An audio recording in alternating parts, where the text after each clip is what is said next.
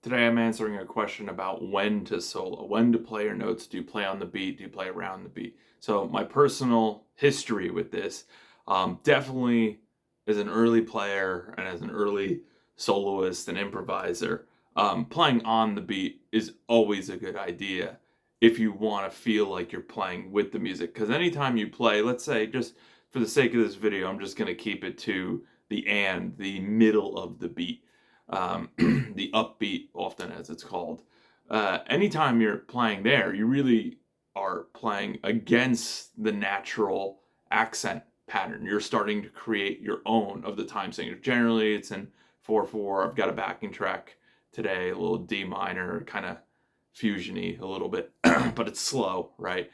Um, and I wanted to do that to really sort of showcase where the beat is and as you play along to it. So if you're brand new to soloing, always try to just land your notes on the chord changes and on the beats, because it will make you feel like, oh, this is what it's like when I actually do it. This is what it feels like when it's right.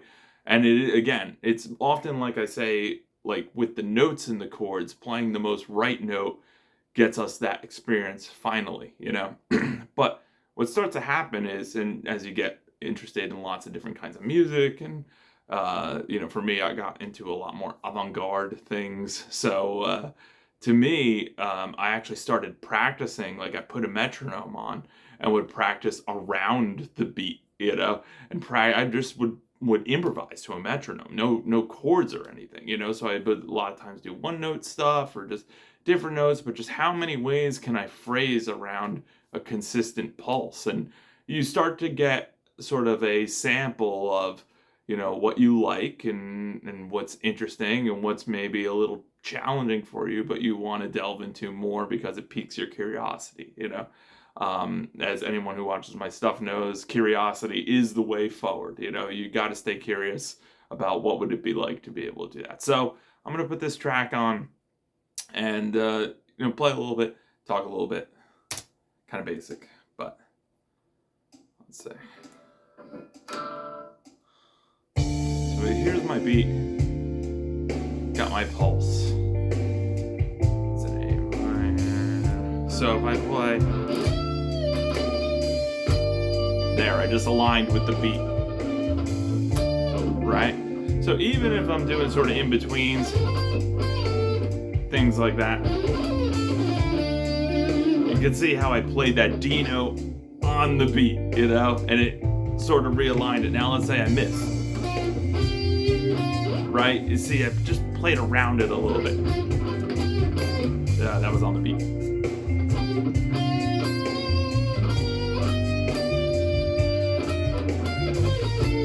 So you see, this feels less aligned. Right now, I'm okay with that. I tend to like that kind of thing, right? But generally, much like notes, when you play notes against the chords, and there are chords in here, right? So like in this particular part, it's B flat add 9 and G7, right? So if I'm playing notes against those chords, notes that aren't in those chords, I'm creating tension. Well, we can also do it with rhythm. And that's sort of the cool part about soloing, is you could do it with pitch and rhythm simultaneously. And that's where, lots of different people could solo over the same thing, and it could sound really different and basically have like a different arc to it, or even, so some kind of story that sort of feels like this, ups and downs. So let's do a little bit more here.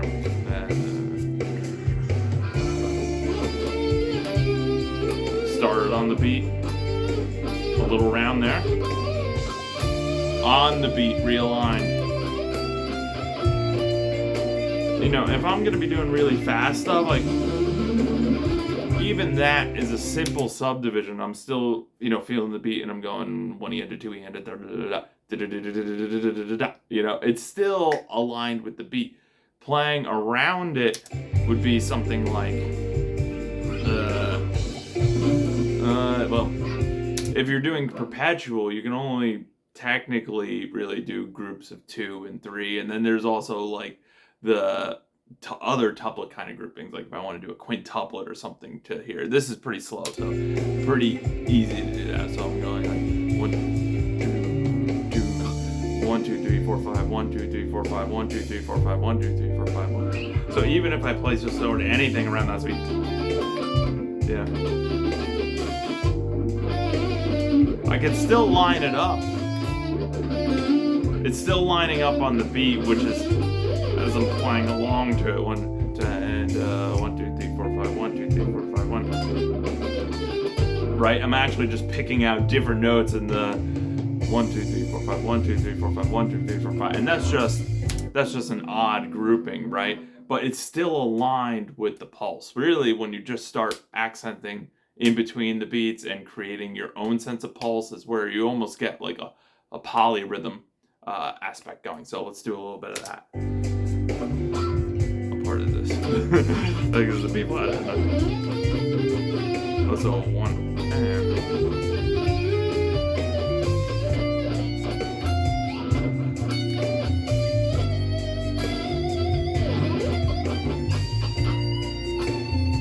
yeah, still end up playing on the beat just because it's the most natural, so let's miss it. Like,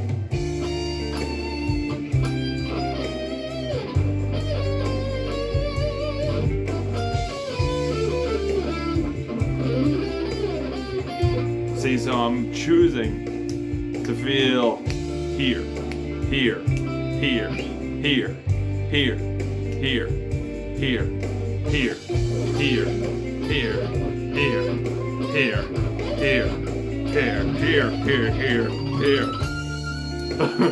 Right? But it's really sort of tough to, for me at least, to maintain that, because the groove is so strong from the drums, the groove is so strong from the bass, And so then when I'm like, visualizing the fretboard and going, what kind of, groupings of notes do I want to play? And, for me, that's sort of where the majority of the creativity is. I like placing things in different parts of the rhythm, but again, it creates a lot of tension and it's challenging to maintain, just as you saw there. So being able to go in and out in between the beat is, I feel, very powerful as a musician. It gives you the capability then. You don't only have to play on time, but you can play on time, you can line up.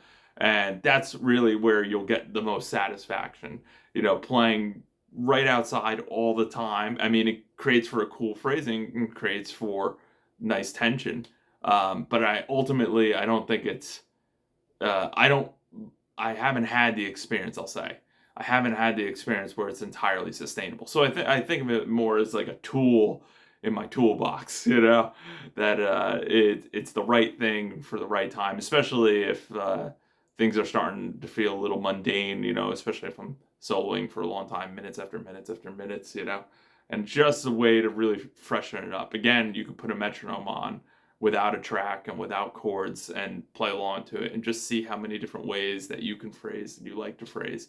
It's a great way to find that. So hopefully this was very insightful. Hopefully this helped you with, especially if you're beginning soloist and you're trying to start aligning with things, right? The preface for this was that, you already know your names and notes on the fingerboard, and you already know the notes in your triads and your chords and all that. The person who asked the question already prefaced that. I forgot to say that at the end, so that's my mistake. But right at the beginning, but that's my mistake. But if you would like my help with your progress and you feel like, your soloing is a bit stale or whatever, please feel free to message me. I'd love to help you out. Thank you. Have a great night.